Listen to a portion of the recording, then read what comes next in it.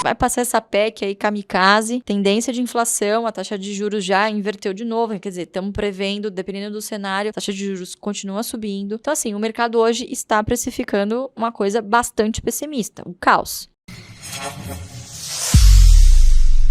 E para 2023, Louise, olhando para o cenário político e também para as empresas, assim, o que você tem olhado, o que você espera, assim, Olha, o que tudo indica, 2023 é tiro, porrada e bomba, né?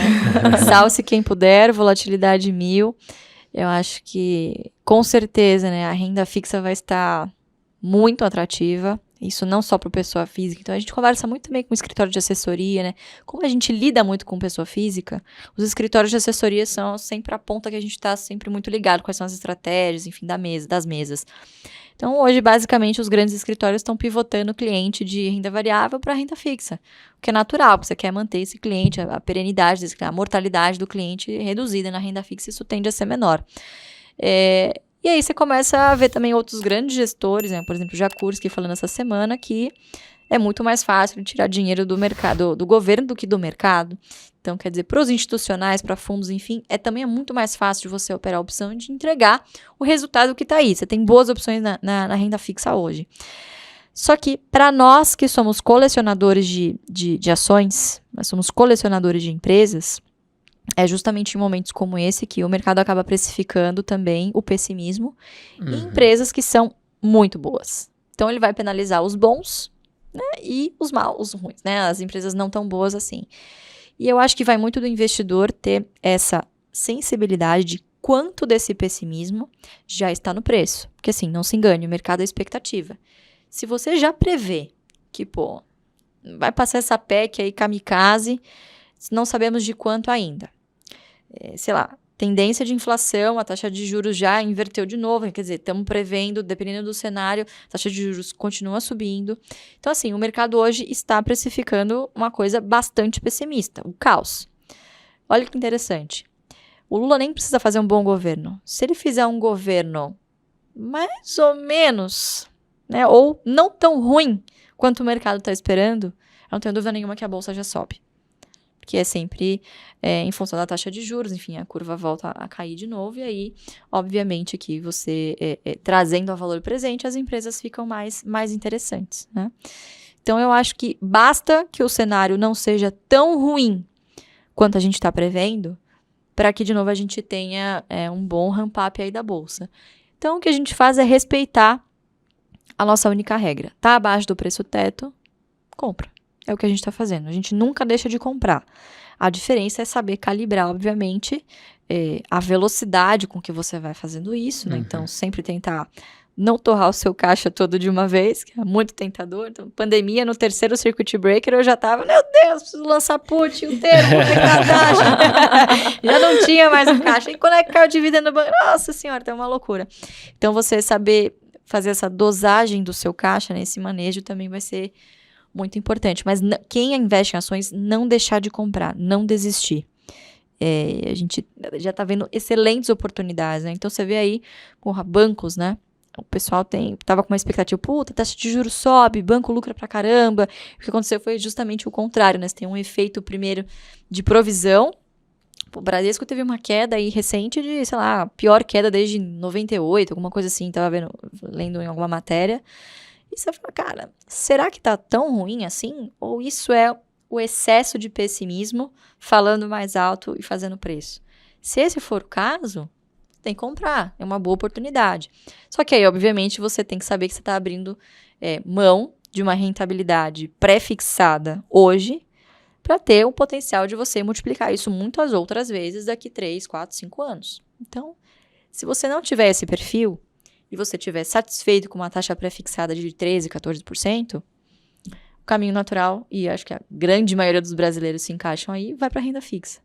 E aí as ações, né, como diria Warren Buffett, voltam para as mãos dos seus verdadeiros donos, né? E é o que a gente vai continuar fazendo, né? Acredito que agora comprando com mais intensidade do que a gente fez ao longo desse ano aqui.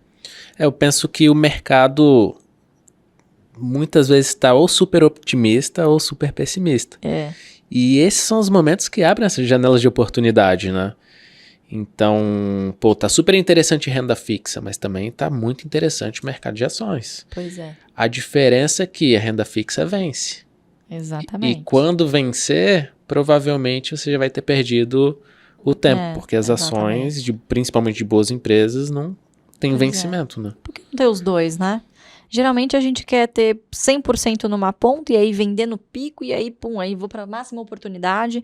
Nem sempre isso é possível, né? Então, se você tem, de novo, uma caixinha do curto e médio prazo, pô, para a sua reserva de oportunidade, reserva de emergência, excelente, né? Você vai rentabilizar bastante esse seu caixa. Se você tem algum objetivo de médio prazo, por exemplo, quero construir uma casa, começar a construir uma casa daqui 3 anos, quero fazer um intercâmbio, tenho o planejamento de casar. Se você tem algum planejamento, algum objetivo a ser cumprido numa janela de 3 a 5 anos, eu tenho esse recurso já tem um destino definido, não pensaria 2 vezes. Vai para a renda fixa e seja feliz. Agora, se você tem aquele dinheirinho que sempre sobra, você larga na poupança, você contribui ali religiosamente com aquele fundo de previdência vagabundo, que daqui 10 anos não vai te render nada, faça isso na bolsa. Eu não tenho dúvida nenhuma que dinheiro de longo prazo na bolsa é o maior potencial, é o exponencial de você multiplicar o seu capital. Mas, de novo, nem todo mundo tem, para nem todo mundo sobra também, né? Nem todo mundo chega na terceira caixinha, que é a caixinha do longo prazo. Então, para quem conseguir chegar na segunda, mantém ali na renda fixa e tá tudo bem, né? Paciência. Eu acho que também tem um ponto de que as pessoas falam, putz, mas quando é que eu vou ter o retorno? E você não tem essa previsibilidade com ações. Exato. É diferente da renda fixa, que é mais atrativo. Pô, o vencimento daqui a tanto tempo, a taxa que você vai receber é essa, ponto. Sim. Só que a pessoa também não está pensando em quanto vai estar a inflação. Exato. Não tem esses outros pontos que acaba pensando também, né? Exatamente. É complicado. Vocês conhecem o experimento do marshmallow?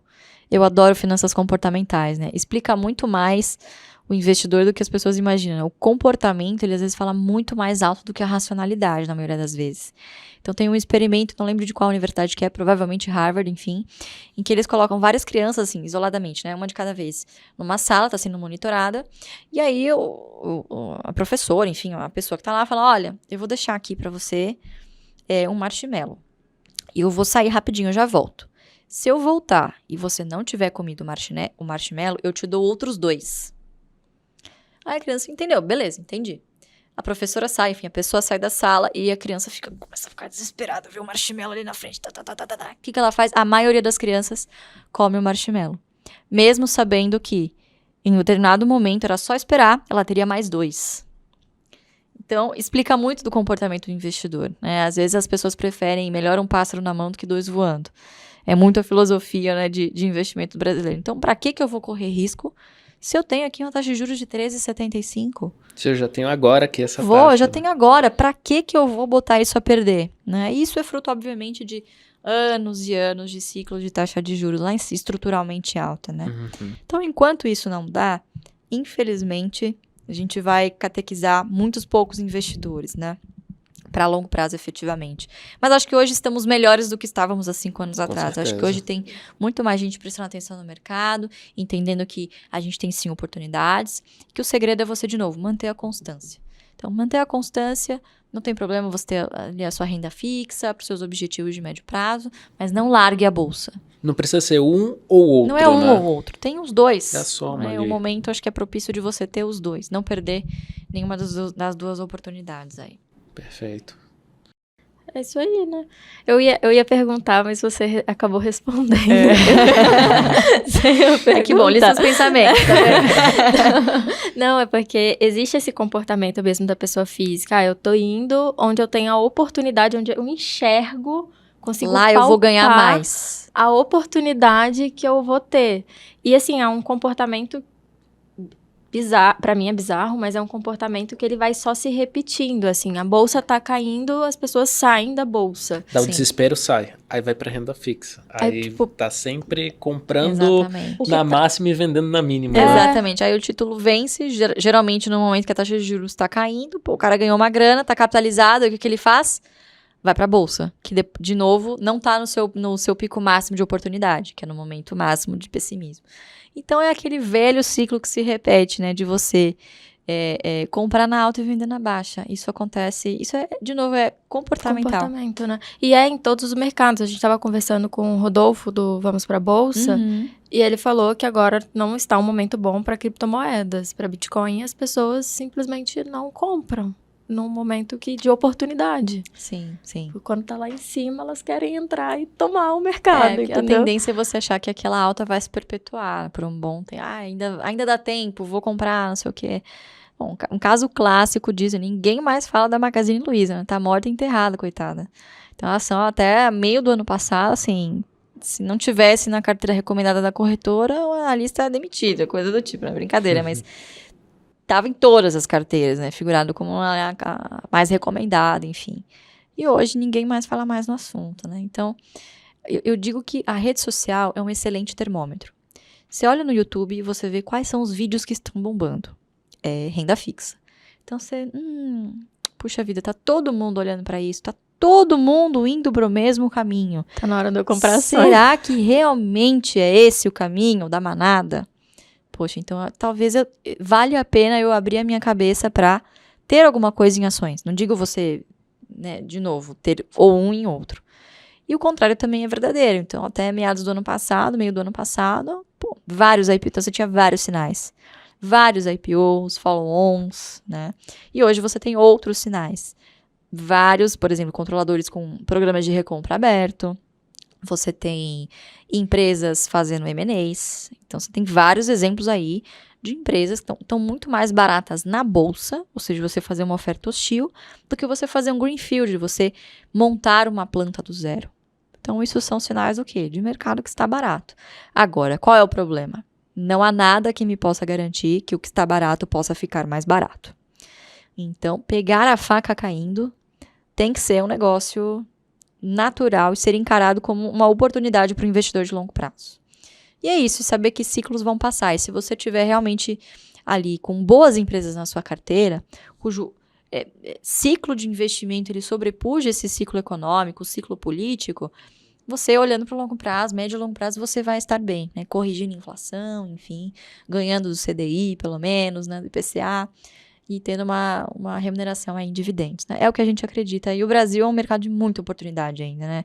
A gente evoluiu muito nos últimos 5 anos, tem muita coisa ainda para evoluir, né? Então a gente continua acreditando bastante no nosso país, apesar de todos os desafios que a gente tem para enfrentar aí nos próximos 4 anos.